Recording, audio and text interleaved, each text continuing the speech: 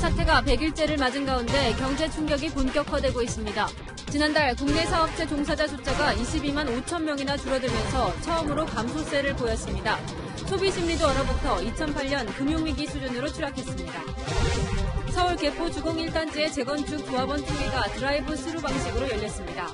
개인적으로 외교상에서 그냥 정정을 해주시기 바랍니다.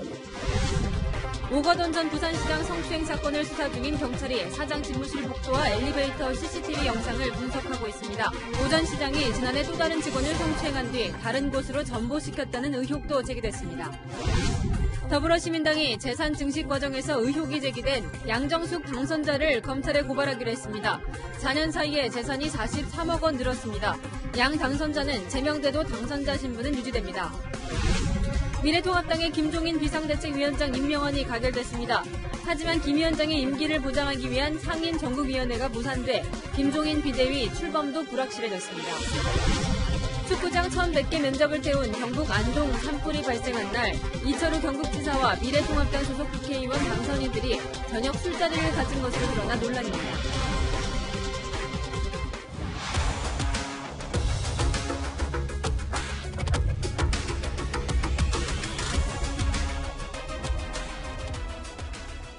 홍남기 경제부총리가 우려한 경험하지 못한 경기 침체가 현실로 닥쳤습니다. 그 시작은 실업입니다. 지난달 국내 사업체 종사자 수가 2009년 통계를 내기 시작한 이래 처음으로 줄었습니다. 기업들의 코로나 쇼크도 예상보다 충격이 컸습니다. S-오일이 주요 정유사 중 처음으로 올해 1사분기 실적을 발표했는데 1조 원 적자, 1976년 창립 이래 최대 손실이 났습니다. 첫 소식 조현석 기자입니다.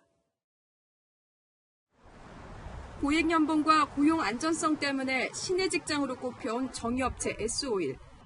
최근 경영 악화로 명예퇴직 설명회까지 열었습니다. 이어 올해 1분기 영업손실은 1조 73억 원을 기록했습니다. 1976년 창사 이래 최대 적자입니다. 코로나19가 장기화되며 석유 제품 소비가 줄어든 데다 국제 유가 폭락까지 겹친 데 따른 겁니다. 문제는 어닝 쇼크가 S-오일만의 일이 아니라는 겁니다. 실적 발표를 앞둔 SK이노베이션, GS칼텍스, 현대오일뱅크 실적까지 합치면 정유 4사 영업 손실이 최대 4조 원을 넘길 거란 전망이 나옵니다. 통상 정유사는 들여온 원유 1배럴을 정제해서 4달러 이상 남겨야 이익이 발생합니다. 하지만 지난달 말부턴 원유를 정제하면 오히려 배럴당 1달러만큼 손해를 봅니다. 지난해 정유 4사의 연간 합산 영업이익이 3조 1,202억 원 수준인데 올해 3개월 만에 지난해 번 돈을 모두 날리게 되는 셈입니다. 2분기 전망도 밝지 않습니다. 2분기가 지금 현재 진행 중에 있는데 4월 들어서도 정제 마진이 여전히 마이너스를 기록할 만큼 당분간 2분기까지는 어려운 상황이 지속될 것으로. 코로나19 여파는 고용 충격으로 이어지고 있습니다. 실제로 지난달 국내 사업체 종사자 수는 1년 전보다 22만 5천 명이나 감소했습니다. 사업체 종사자 숫자가 줄어든 건 관련 통계가 작성된 2009년 6월 이후 처음입니다. 코로나19로 한국 경제에 들이운 먹구름이 더 짙어지고 있습니다. 채널A 뉴스 조현선입니다. 또 다른 문제는 꽁꽁 얼어붙은 내수입니다. 소비자 심리지수가 오늘 발표됐는데 2008년 금융위기 이후 최저였습니다. 시민들이 불안감에 돈을 쓰지 않는 건데 그 사이 명동 거리에서는 폐업이 속출하고 있습니다. 이어서 안건우 기자입니다. 전국에서 가장 많은 유동인구, 부동의 땅값 1위인 명동 중심가. 지금은 이렇게 변해버렸습니다. 쇼핑객의 발길이 끊긴 탓에 매출은 급전직하. 중국 사람들이 온다, 처음에. 그러니까 외국인들이 그 다음부터서는 진입이 잘 안 되는 거죠. 폐업과 휴업은 이제 명동에서 흔히 볼 수 있는 문구가 됐습니다.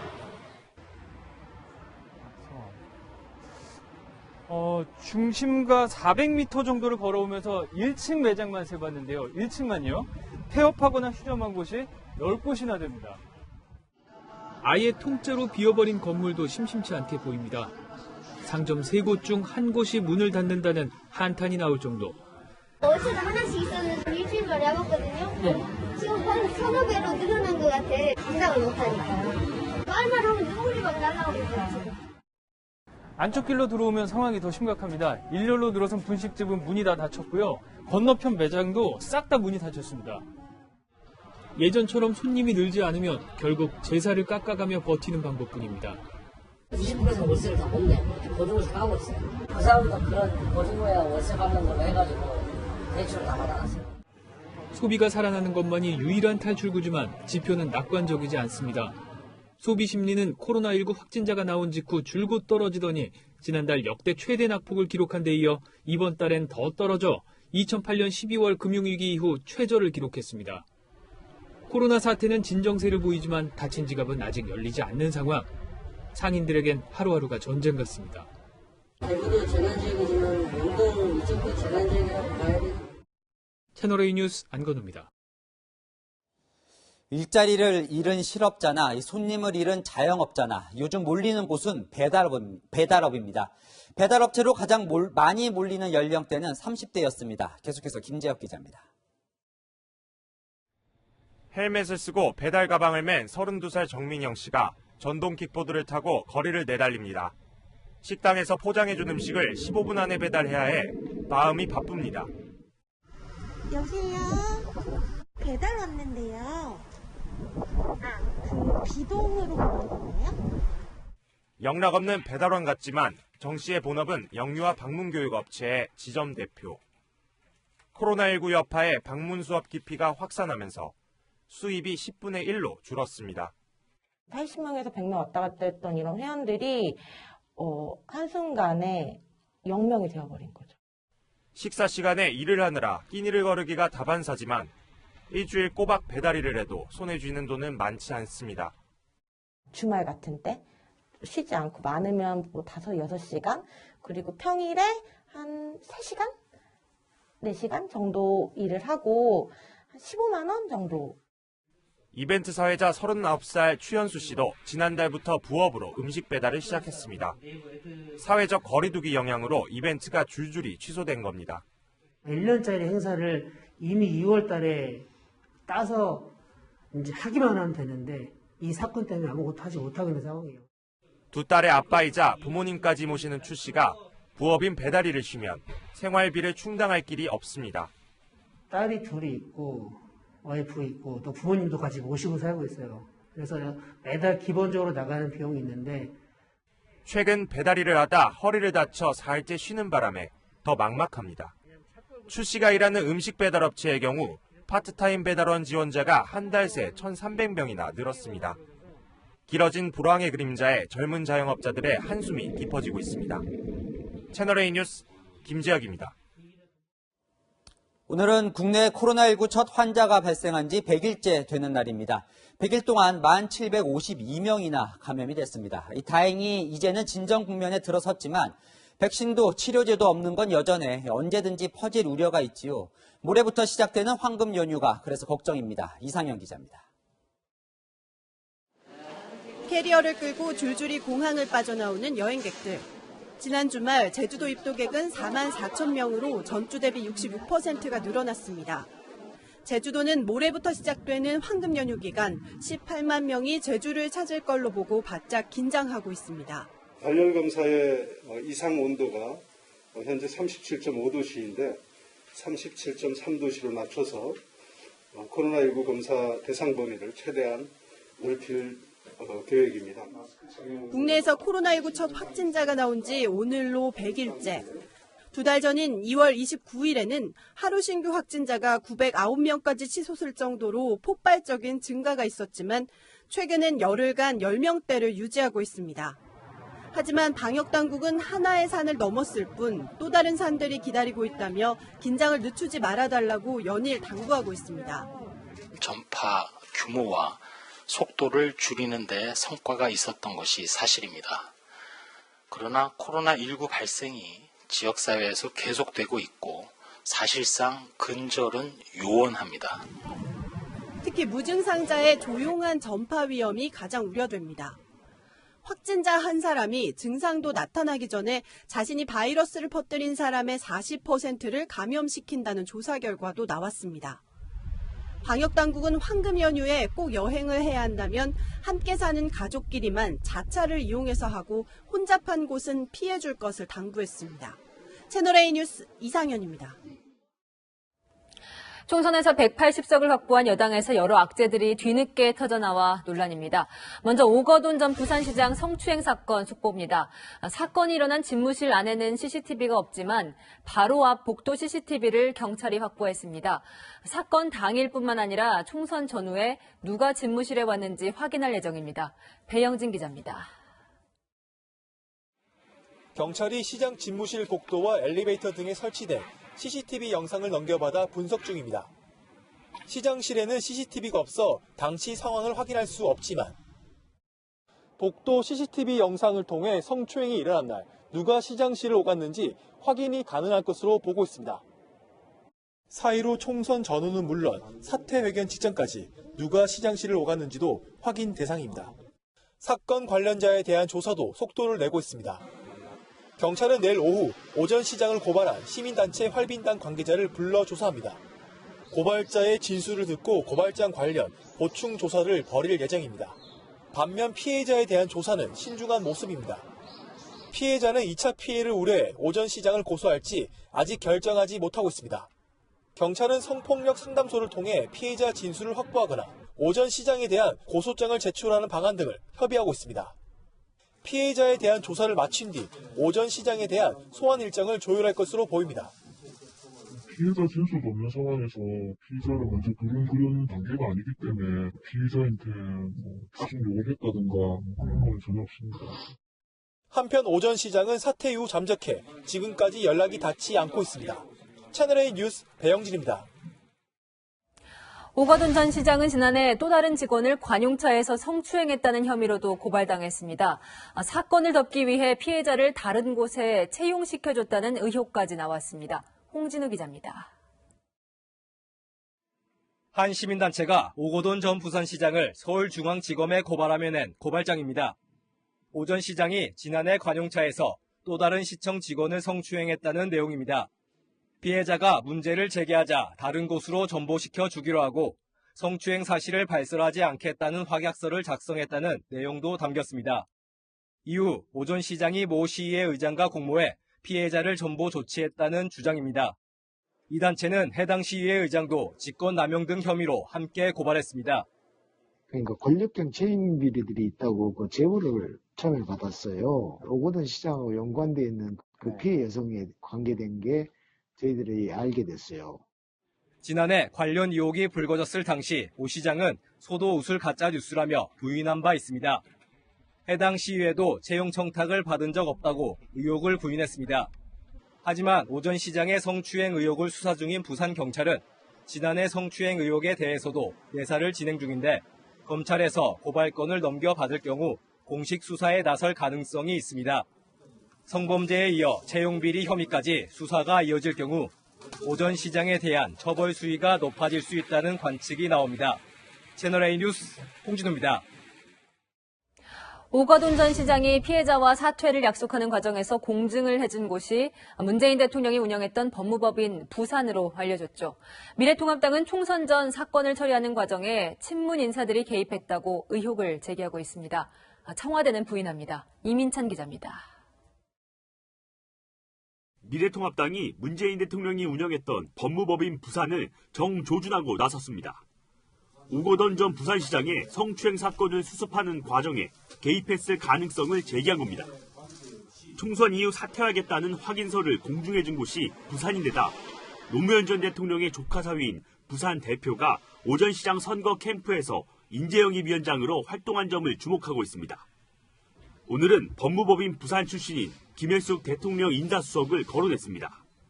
상담소 홈페이지에 나와 있는 김혜숙이라는 자문위원이 현재 청와대 인사수석인 김혜숙과 같은 사람인지 청와대는 이제 해명을 해야 합니다.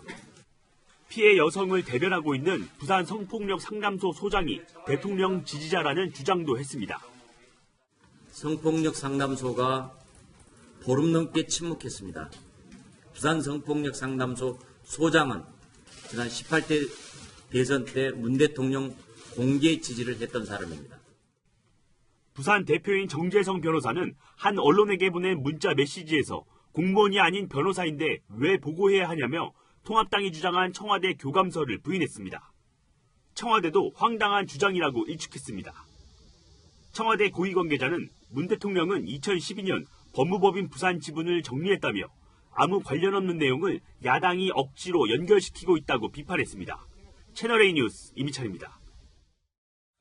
더불어민주당이 오거돈 전 시장을 제명한 데 이어 비례정당 더불어시민당이 양정숙 당선자를 제명했습니다. 재산 문제 때문인데 이 문제도 총선 전에 알았지만 처리를 미뤘다는 지적이 나옵니다. 황아람 기자가 보도합니다. 더불어시민당 양정숙 당선자가 비례대표로 출마하면서 중앙선관위에 신고한 재산은 92억 원입니다. 4년 전 비례대표 출마 때보다 43억 원이 늘었는데 서울 강남구와 서초구 등에 있는 아파트 3채와 건물 2채의 가격이 크게 올랐습니다. 그런데 일부 부동산 매입 과정에서 문제가 발견됐습니다. 양 당선자가 동생과 공동 명의로 매입한 대치동 아파트입니다. 부동산 관련 세금을 줄이기 위해서 동생 이름만 빌린 것 아니냐는 의혹이 제기됐습니다. 싫어하는 게 좋지. 그래야 세율이 낮아지게 매입을 팔 때 양도세라든가 재산세. 더불어시민당은 윤리위원회를 열고 양 당선자를 제명했습니다. 세금 탄루를 위한 명의신탁의 의혹과는 현행법에 위반될 소지가 있어 최고위원회에 형사 고발을 건의하는 바입니다. 더불어민주당은 민주당의 비례대표 순번을 받았던 양 당선자의 의혹을 총선 전에 알고 있었습니다. 민주당 관계자는 검증해야 될 후보가 많아서 재산 부분은 본인의 소명에 의존할 수밖에 없었다고 말했습니다. 하지만 양 당선자는 불법 행위가 없었다고 반박했습니다. 부동산 가액 상승분에 대해서는 좋은 취지로 가계부채 해결이나 헤비타트 등 좋은 취지로 쓰도록 하겠습니다. 스스로 사퇴하지 않는 한 제명이 돼도 비례대표 의원직은 유지됩니다. 다만 법적 고발을 통해 선거법 위반으로 100만 원 이상의 형을 받게 되면 의원직을 잃습니다. 채널A 뉴스 황아람입니다. 그의 건강 상태를 잘 알지만 지금은 말할 수 없다. 트럼프 미 대통령이 김정은 북한 국무위원장의 건강 이상설에 대해 오늘 여운을 남겼습니다. 신병 이상설이 계속 제기되자 북한은 외신의 평양 촬영을 허가했습니다. 어제 평양 모습입니다. 워싱턴 김정한 특파원이 보도합니다. 평양 시내를 활보하는 사람들. 마스크를 썼다는 것 외에 이상 징후는 보이지 않습니다. 김정은 위원장 신병 이상설이 계속되자 북한 당국이 외신의 촬영을 허가한 것으로 보입니다. 17일째 보이지 않는 김정은 위원장의 건강 상태에 대해 트럼프 대통령은 파악하고 있다고 말했습니다. I can't tell you exactly. Yes, I do have a very good idea, but I can't talk about it now. I just wish him well.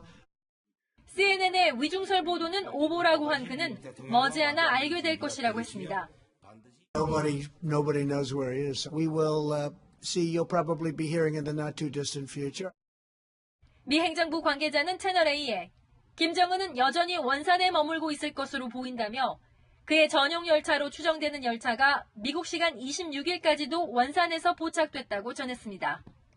선덕 비행장에서 포착된 이동식 발사대와 지도층 참관시설 배치 정황도 그대로인 것으로 알려졌습니다. 고체연료 신형 중장거리 미사일 개발을 위한 시험 발사를 준비하고 있을 것으로 보이고요. 실패하지 않기 위해서 신중하게 준비하고 있는 것으로 볼 수 있겠죠. 전문가들은 북한이 세계적 이목을 최대한 집중시킨 뒤 미사일 도발을 재개할 가능성을 우려하고 있습니다.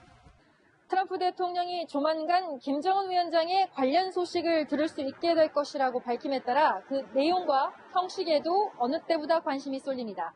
워싱턴에서 채널A 뉴스 김정한입니다.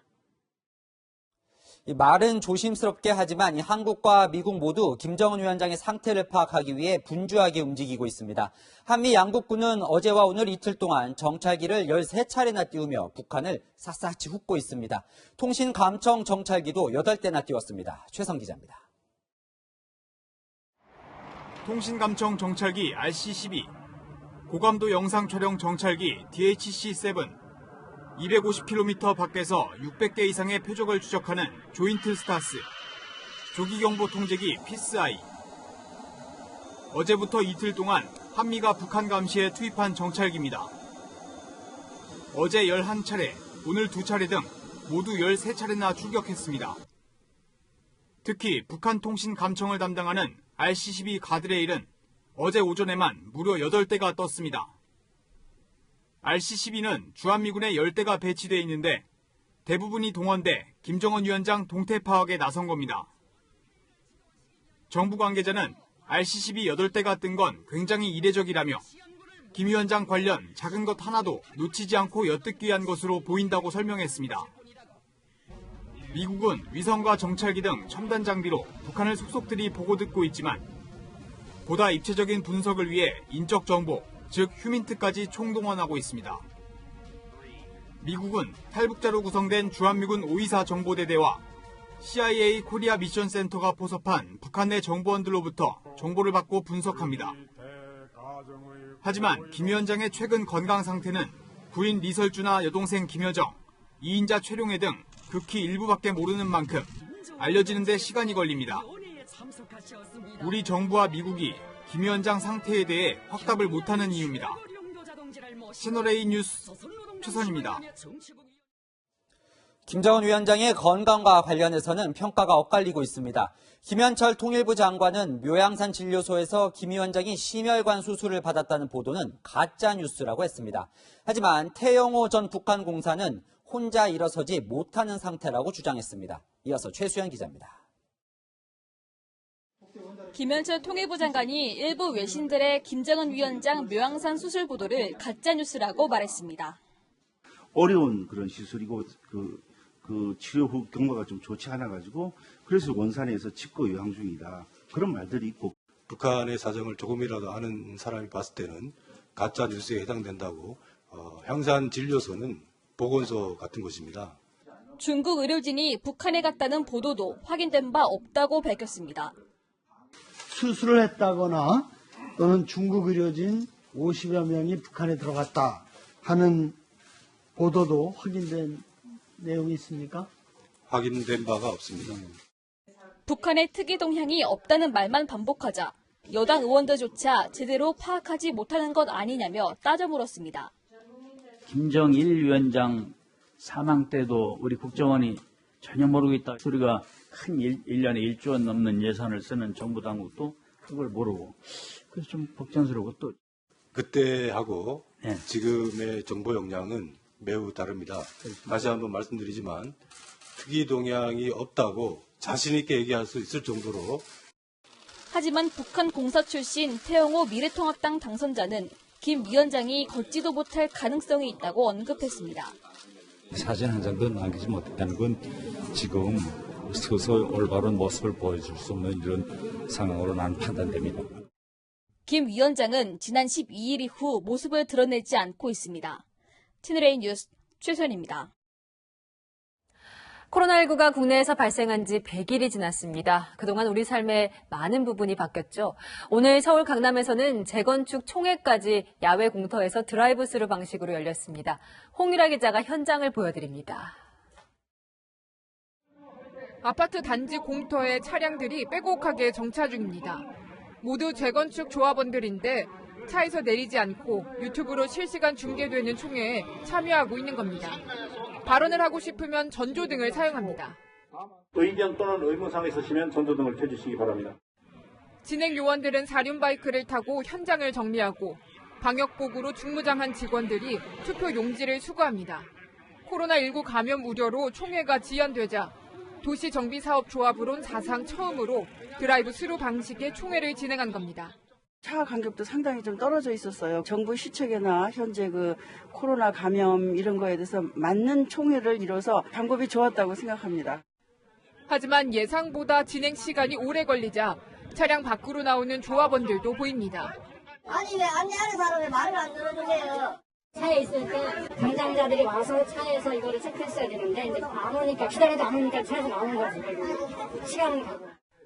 이런 드라이브 스루 방식까지 동원해 현장 총회를 연 이유는 조합원 5,132명 중 20% 이상인 1,026명 넘게 현장 참석해야 안건을 의결할 수 있기 때문입니다. 지금 개표가 한창 진행 중인데요. 오늘 총회엔 2,340명의 조합원이 참여했습니다.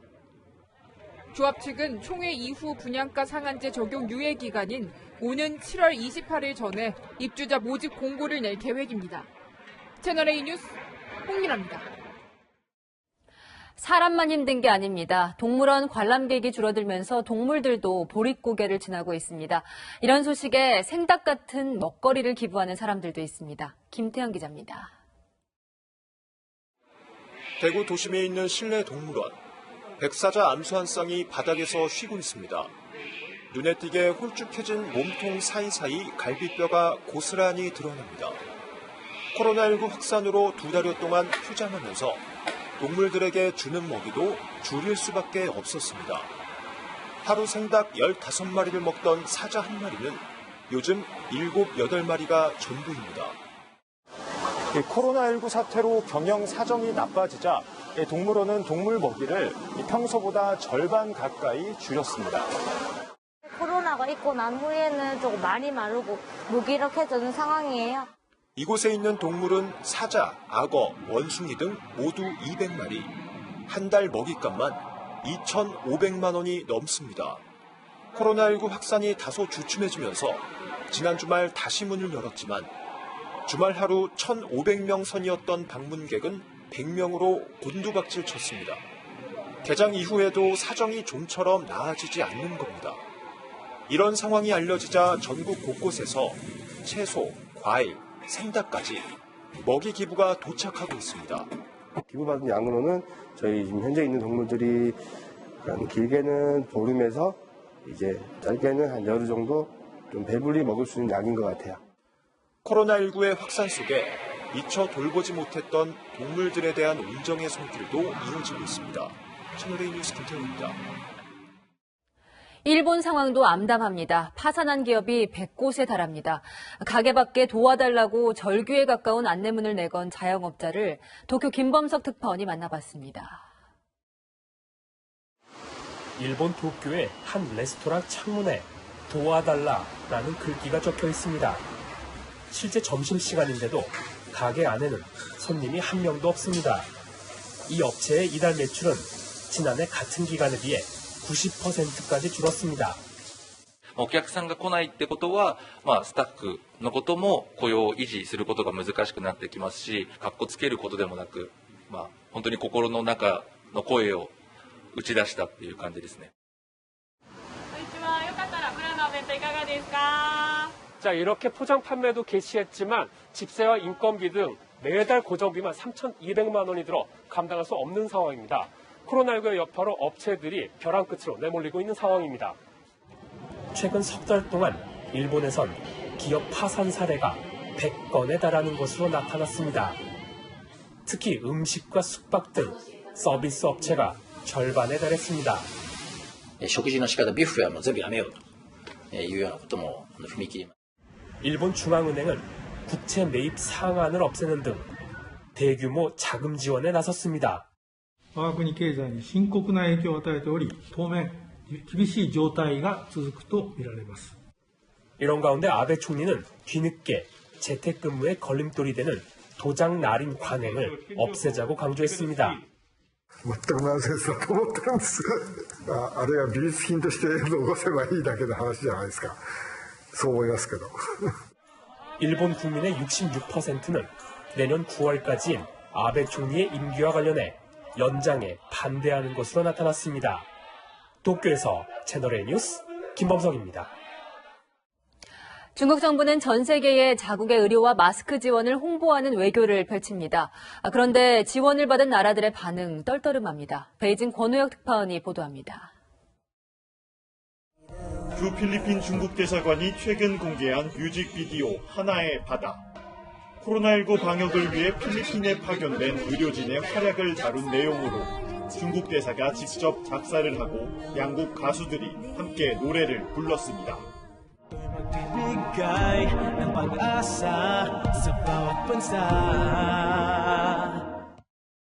그런데 유튜브 영상에는 좋아요 수가 2,700개, 싫어요 수는 17만 개에 이릅니다. 문제는 노래 제목이었습니다. 영유권 분쟁 중인 남중국해를 중국 영해처럼 표현하면서 필리핀 국민들이 반발한 겁니다. 미국이 주도하고 있는 코로나19 중국 책임론에 대해선 중국 외교관들이 전면에 나서고 있습니다. If they regard China as an enemy, I think they choose the wrong target. 거친 언사도 마다하지 않는 이들을 외신은 중국 영화 속 특수부대 전랑, 늑대 전사에 빗대기도 합니다. 또한 중국이 이탈리아에 의료진과 물자를 보낼 당시 이탈리아에서 중국을 칭찬하는 SNS 게시물이 급증했는데 현지 언론은 자동으로 게시물을 만드는 봇 계정이 이용됐다는 의혹을 제기했습니다. 시진핑 국가주석은 코로나19를 통제하는 데 공산당과 사회주의가 큰 역할을 했다고 강조했습니다. 중국은 이번 코로나19 방역 성과를 중국형 전체주의 모델의 우월성을 선전하는 데 적극 활용하고 있습니다. 베이징에서 채널A 뉴스 권호혁입니다. 전 세계에서 집 밖으로 나오는 사람들을 막기 위해 온갖 방법이 동원되고 있습니다. 드론을 띄워 연인을 내쫓기도 하고 경찰이 관을 들고 춤을 추기도 합니다. 박수유 기자가 보도합니다. 사람의 눈을 피해 숲속에서 만나고 있는 한 연인. 경찰이 띄운 드론이 나타나자 오토바이를 타고 황급히 사라집니다.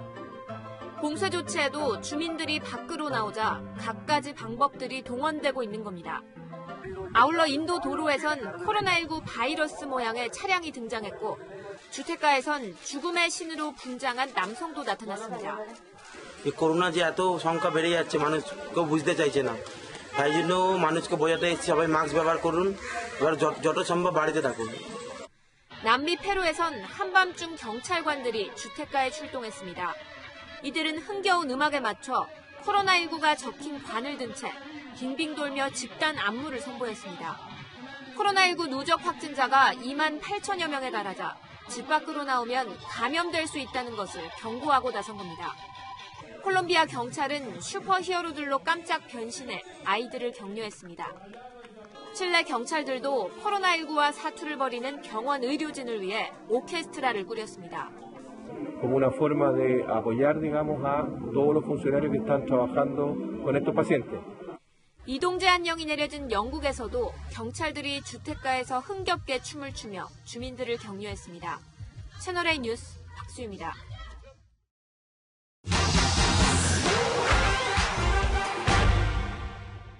사실만 짚어드리는 팩트맨입니다. 이슬람 율법에 따라 음주가 금지된 이란. 그런데 최근 이란에서 알코올 중독으로 사망 사고까지 잇따르고 있다는데요. 무슨 일이 생긴 건지 따져보겠습니다. 코로나19 확산세가 심각한 이란의 SNS에서 퍼진 영상입니다.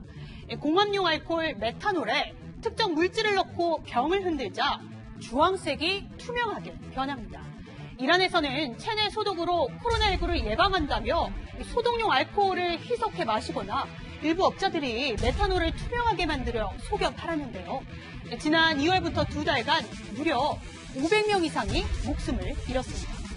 공업용 알코올인 메탄올, 체내에 흡수될 경우 간에서 맹독성 물질인 포름알데히드로 변하는데요. 마시는 것은 물론 뿌리고 헹구기만 해도 실명이나 심장 손상, 심지어 사망까지 이를 수 있습니다. 그렇다면 이 술의 원료인 메탄올로는 체내 소독 가능할까요? 얼마 전 클럽을 찾은 한 손님은 이렇게 말했는데요.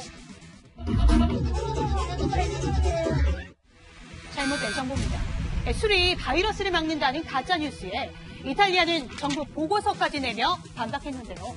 과도한 음주가 감염 위험을 높일 수 있고 특히 코로나19 감염 증상 중 하나인 폐렴을 일으킬 수 있다고 경고했습니다. 튜브에서 알코올 도수를 먹으면 점막이 다 손상이 가거든요. 그강 자체에서 점막이 다 손상이 가서 사람이 못 견디죠. 종합하면 메탄올이나 독한 술 모두 체내 소독이나 바이러스 예방에 효과 전혀 없습니다. 이 밖에도 궁금한 사항 팩트맨에 제보 부탁드립니다. 이상 팩트맨이었습니다. 함께 살던 할머니와 손자가 비닐에 쌓여 장롱 안에서 숨진 채 발견됐습니다. 이미 사망한 지 2달 이상 된 걸로 보이는데 경찰은 강도의 소행은 아닐 것으로 보고 있습니다. 공태현 기자입니다. 주택가 골목에 경찰차들이 서 있고 감식반으로 보이는 관계자는 흰옷으로 온몸을 감쌌습니다.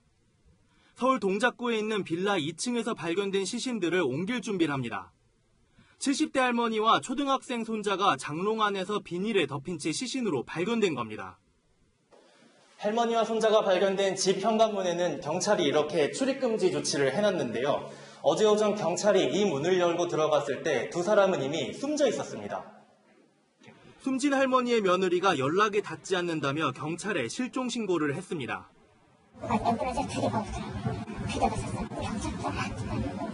경찰들이 전화한 거면 며느리 어쩌고. 온라인 계약을 해도 초등학생인 손자가 수업에 참석하지 않아 학교 측이 연락을 시도했고 그 과정에서 사건이 드러난 것으로 알려졌습니다. 경찰은 시신 상태를 고려하면 숨진 지 2달 이상 됐고 질식사한 것으로 추정하고 있습니다. 정확한 사인을 파악하기 위해 부검을 의뢰했습니다. 경찰은 숨진 피해자들과 가까운 주변 인물이 끔찍한 범행을 저지른 것으로 보고 용의자를 추적하고 있습니다. 채널A 뉴스 공태현입니다. 전북 전주에서 실종 9일 만에 숨진 채 발견된 30대 여성의 살해 용의자가 범행 2주 만에 죽인 게 맞다고 인정했습니다. 다만 이 용의자가 살해한 뒤 아내에게 준 여성의 금팔찌는 본인이 빼앗은 게 아니라고 주장했습니다. 이 재판을 염두에 둔 전략적인 발언이라는 게 법조인들 분석입니다. 공국진 기자입니다. 지난 14일 전주에서 실종된 34살 여성은 실종 9일 만에 전북 진안군 하천에서 숨진 채 발견됐습니다. 경찰은 숨진 여성과 같은 동네에 살던 31살 남성 최모 씨를 유력한 용의자로 보고 강도 살인 혐의로 구속했습니다. 하지만 최 씨는 억울하다며 모든 혐의를 부인해왔습니다. 그런데 오늘 갑자기 말을 바꿨습니다. 여성을 살해한 건 맞지만 금품을 빼앗지는 않았다는 겁니다.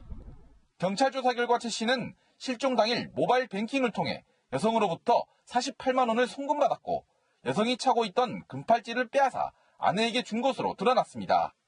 하지만 빼앗은 것이 아니라 여성이 스스로 준 것이라며 강도 혐의는 완강히 부인했습니다.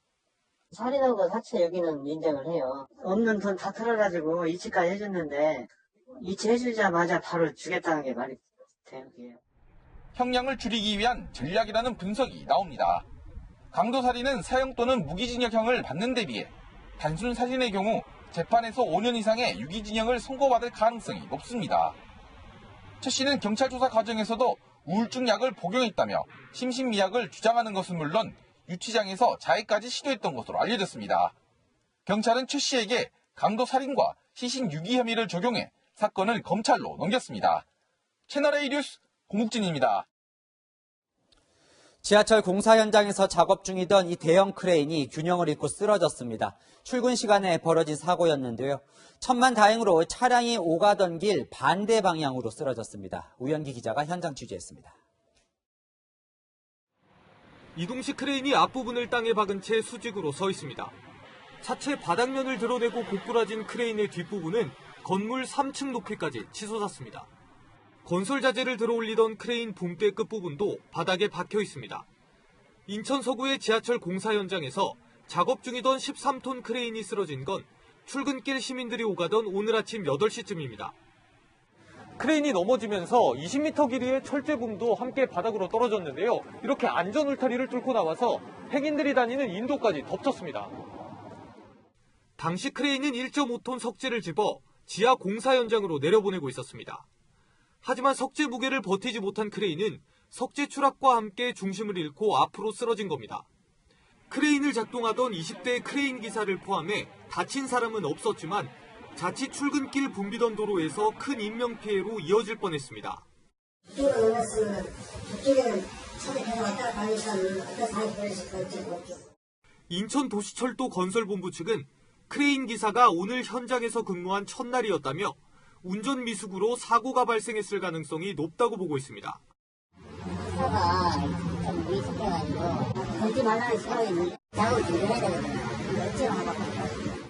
도시철도 측은 크레인 기사가 소속된 노조와 크레인 수리비와 관련된 협의를 마치는 대로 복구 작업을 진행하기로 했습니다. 채널A 뉴스 우현기입니다. 지난주 경북 안동에서 산불이 났을 때 축구장 1,100개 크기의 산림이 타고 주민 1,200명이 대피했습니다. 이런 비상 상황을 지휘해야 할 이철우 경북지사, 21대 총선 당선인들과 술자리를 갖고 있었습니다. 배유미 기자입니다.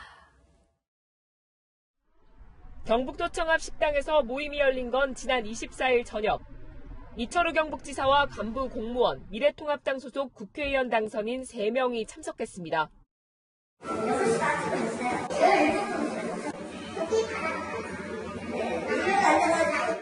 이 자리에선 당선을 축하하는 술잔이 오갔고 당선 소감을 들으며 건배 제의도 나왔습니다.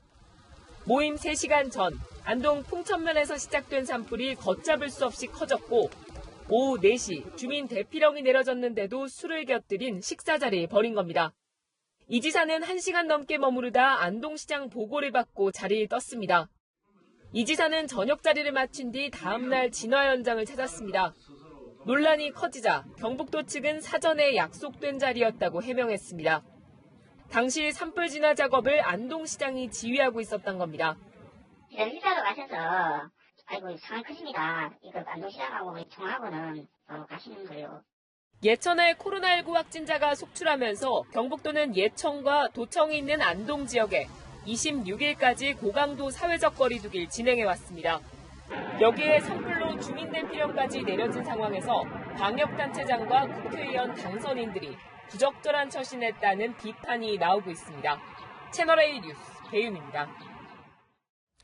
조주빈과 함께 박사방을 운영한 혐의를 받고 있는 이기아의 신상이 공개됐습니다. 만 19살 현역 육군 일병 이원호입니다. 유주은 기자가 보도합니다. 육군이 오늘 성폭력범죄 신상공개위원회를 열고 조주빈과 공범인 이기아의 신상을 공개했습니다. 이름은 이원호, 만 19세로 현역 일병으로 복무하다 지난 6일 군사경찰에 구속됐습니다. 이원호는 텔레그램 박사방에서 미성년자를 비롯한 성착취물을 수백 회 유포하고 외부에 박사방을 홍보한 혐의를 받고 있습니다. 특히 이원호는 지난해 12월 군 입대 후에도 부대 내에서 휴대전화를 이용해 조주빈과 계속 연락했던 것으로 알려졌습니다. 군이 피의자의 신상을 공개한 건 이번이 처음입니다. 지난주에 국방부에서 관련 규정을 만들어 놓은 것으로 알고 있고요. 그런 규정에 따라서 저희가 이제 이 신상공개위원회를 개최하는 겁니다. 육군은 피의자가 박사방 참여자를 모집하고 성착취 영상물을 제작 유포하는 데 적극 가담했다며 신상공개 이유를 설명했습니다. 또 피의자의 인권침해보다 국민의 알 권리와 범죄 예방 차원에서 신상을 공개하는 것이 공익에 부합한다고 밝혔습니다. 주범 조주빈을 비롯해 공범인 붓다 강훈, 이기아 이원호까지 박사방 공동운영자 3명의 신상이 모두 공개됐습니다. 채널A 뉴스 유주은입니다. 코로나19 감염 걱정 때문에 영화관 안 가시는 분들이 많아졌습니다. 접촉을 줄이는 이른바 언택트 서비스를 늘리며 영화관들이 다방면으로 노력하고 있습니다. 이현용 기자입니다. 서울의 한 멀티플렉스 영화관. 직원이 아니라 이동형 로봇이 관객을 직접 안내합니다. 5관. 5관 위치를 안내해드릴까요? 네. 위치 안내를 위해 이동 중입니다.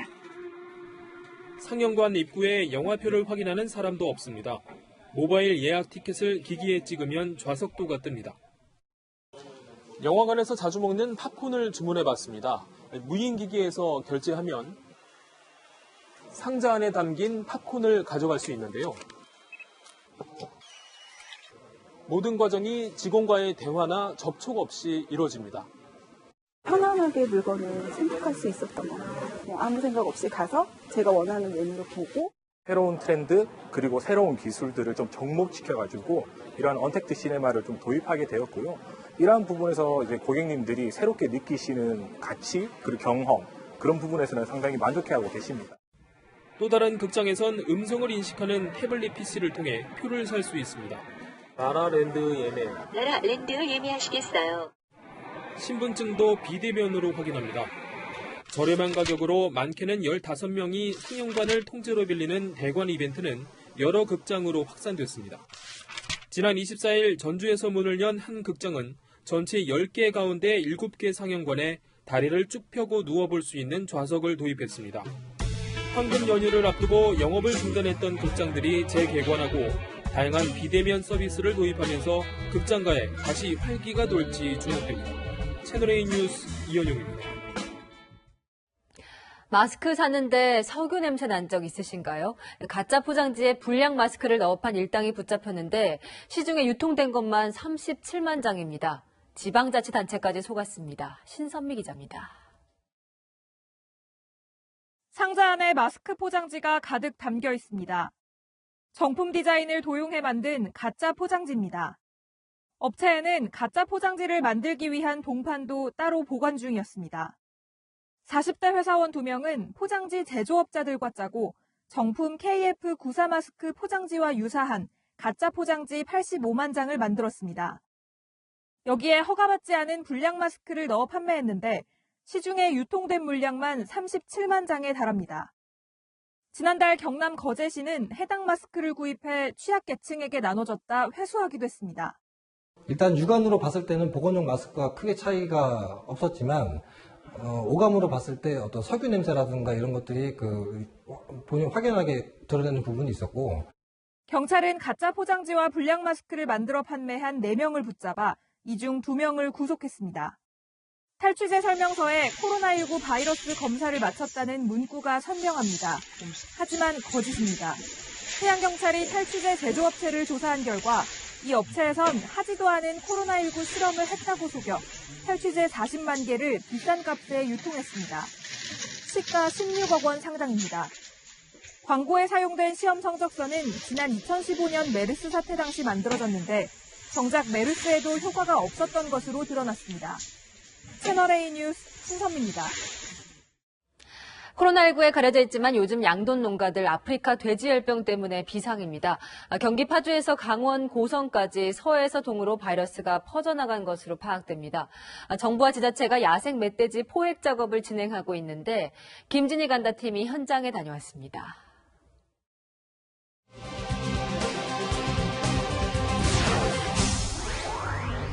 지난 가을 경기도에서 처음 확인된 아프리카 돼지열병 바이러스가 최근까지 야생 멧돼지 수백 마리에서 확인되고 있는데요.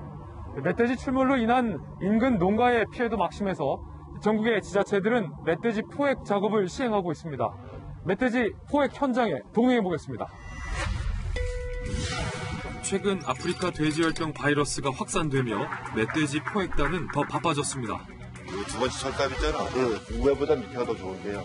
돼지 갈 만한 곳에 길목을 잡고 있는 뭘 잡는 거예요, 이거. 수색조가 사냥개를 동원해 산 정상부터 멧돼지를 몰고 내려오면 대원들이 잠복해 있다가 잡는 겁니다. 산 중턱의 나무에서 발견된 멧돼지의 흔적. 돼지 비빔목이라고 이게. 이걸 봐서 돼지가 크기 정도도 알 수 있는 거예요. 높이껏 좀 그렇잖아요, 그죠? 멧돼지의 분변도 눈에 띄고 멧돼지가 미끄러지면서 생긴 커다란 구덩이도 찾았습니다. 갑자기 사냥개가 크게 짖기 시작합니다. 소리가 난 곳으로 급히 찾아가 봤는데요. 고라니가 발견됐습니다. 근처에 멧돼지가 있다는 신호라고 합니다. 고라니가 붙어 나오거든, 돼지고기잖아. 그때 총소리가 들립니다. 대원은 총소리가 난 반대 방향으로 빠르게 달려갑니다.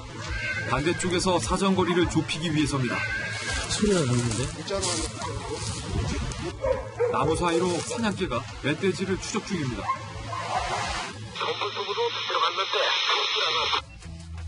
그런데 아쉽게 멧돼지를 놓친 사냥개들, 가쁜 숨을 몰아줍니다. 다시 멧돼지를 수색하던 중 발자국이 발견됐습니다. 지금 저쪽 큰 길 쪽으로 나가고 있어요. 사냥개가 다시 달리기 시작하고 포획 대원도 그 뒤를 쫓습니다. 쫓고 쫓기는 추격전.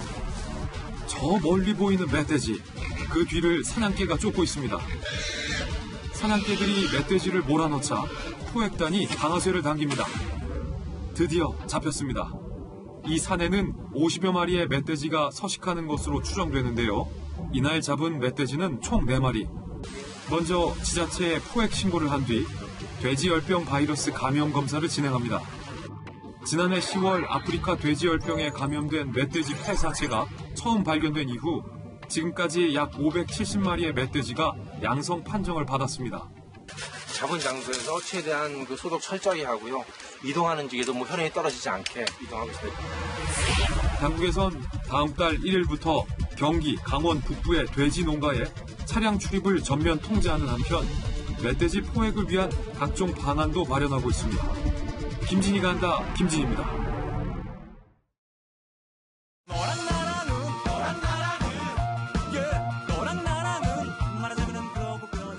네, 여랑야랑 시작합니다. 이재민 기자. 이 홍남기 경제부총리가 오늘 국회에 출석했는데 이 홍 부총리 거취를 두고 아주 시끄러웠다면서요? 네. 긴급 재난지원금을 100% 전 국민에게 주느냐 아니면 하위 70% 국민에게만 주느냐 이 문제로 홍 부총리가 여당으로부터 집중 공격을 받았었죠. 오늘은 야당에서도 그의 거취 논란이 불거졌습니다. 전 국민 재난지원금을 줘야 한다는 것이 문재인 정부의 확고한 경제 철학과 비전이라면은 홍 부총리를 해임시켜야 된다고 저는 생각합니다. 홍남기 장관이 정말 나라 국가를 생각하고 자기 소신을 굽히지 않은 발언을 했어요. 더 높이 평가받으려면 이번에 사표를 던졌어야 된다고 생각합니다. 네, 뭐 비판이든 칭찬이든 결론은 물러나라는 거네요. 그런데 왜 이렇게 거취 논란이 끊이질 않는 겁니까? 네, 재난지원금을 이번에 한 번만 주고 끝내면 상관없는데 경제위기가 언제까지 이어질지 알 수 없죠. 그러니 여당 입장에서는 홍 부총리가 나중에 또 반대하면 난감하고 야당 입장에서는 홍 부총리가 이번처럼 소신을 또 굽히지 않을까 걱정하는 겁니다. 일단 홍 부총리는 다음에 또 100% 지급은 없다 이렇게 말했습니다. 그런 상황이 또 온다면 100% 지급해야 될 거 아니에요. 그죠? 만에 하나 지원 금액이 다시 논의된다면 저는 여러 가지 상황으로 봐서 100%보다는 좋아요. 맞게끔 맞춰서 선거가 끝났기 때문에. 자, 이제 고소득층이 얼마나 이 자발적으로 기부를 할까 이게 관심인데 홍 부총리 본인은 뭐 기부를 한다고 합니까? 네, 자신은 기부한다. 그런데 이분은 기부할지 모르겠다. 이렇게 말했는데 이분은 누군지 들어보시죠. 예선은 100만 원 받으실 거예요? 당연히 뭐 저는 받지 않을 겁니다. 우리 문재인 대통령께서는 어떻게 하십니까? 뭐 그건 제가 확인해 드릴 수 없는데요. 뭐 저부터는 일단 받지 않고요. 저는 홍 부총리는 공무원들에게 기부를 강제하지 않는다고 했는데 대통령과 장차관이 기부하면 실국장이 기부하면 과장이 이런 식으로 쭉 내려가지 않을까요? 네, 다음 주제 넘어가 보겠습니다. 자, 이준석 미래통합당 최고위원이 이 보수진영에서 뜨거운 감자로 떠오르고 있어요. 이 사안마다 이 보수진영과 각을 세우고 있죠. 네, 대표적으로 통합당은 오거돈 전 부산시장 성추행 사건 관련해 청와대도 알았던 것 아니냐 이렇게 공격하고 있는데 이 최고위원의 생각은 다른 것 같습니다. 뭐 이걸로 대통령 엮는 거는 이거야말로 뭐 그냥 가십거리지 이게 뭐 진지하게 토론할 대상은 아니다. 그리고 이 총선 직후부터 시작된 이 사전 투표 조작설은 지금도 공방이 이어지고 있어요. 여기서는 이 민경욱 의원과 또 맞서고 있죠. 네, 어제 민경욱 의원이 투표함과 투표 용지에 대한 증거 보전 신청을 했었는데 이준석 최고위원은 민원을 두고 유튜버의 영혼을 위탁한 정치인이다 이렇게 비판했습니다. 그러자 민 의원은 바보들과 논쟁하지 말라는 말이 떠오른다 이렇게 맞받아쳤습니다. 오늘 법원은 민 의원의 증거 보전 신청 일부를 받아들였습니다. 네, 이 보수 유튜버들은 이준석 최고위원의 학력을 공격하고 나섰다면서요? 네, 하버드대 졸업 경력까지 공격한 건데 그 내용이 좀 황당합니다. 들어보시죠. 이준석이가 하버드 대학교에 다녔는데 하버드가 중국 공산당이 거의 장악을 하고 있다고 하죠. 보수에다 심어놓기 위해서 키운 장학생이 아닐까 사실관계가 확인된 건 아니고 의혹 제기입니다. 이 최고위원은 어디서 물음표만 붙이면 빠져나갈 수 있느냐면서 법적 대응을 예고했습니다. 네, 이준석 최고위원 이렇게 집요하게 이 보수 유튜버들과 전쟁을 벌이는 이유가 있을까요? 네, 직접 들어보시죠. 너무 짠맛을 유권자들에게 전파하려고 했던 거 아니냐. 그래서 이제는 좀 건강에 좋은 저염식으로 가보자라는 취지에서. 보수 유튜버들의 확인되지 않은 자극적인 주장에 청년과 중도층의 민심이 떠났다 이렇게 보는 건데요. 보수 진영 내 세대 교체론과 맞물려 청년들의 목소리가 더 커질 필요는 분명히 있어 보입니다. 오늘 한마디는 쇄신은 열린 귀로부터 이렇게 정했습니다. 네, 워낙 참패를 당하다 보니 이 보수의 새로운 좌표를 찍기까지 시간이 좀 걸릴 것 같습니다. 지금까지 여랑야랑이었습니다.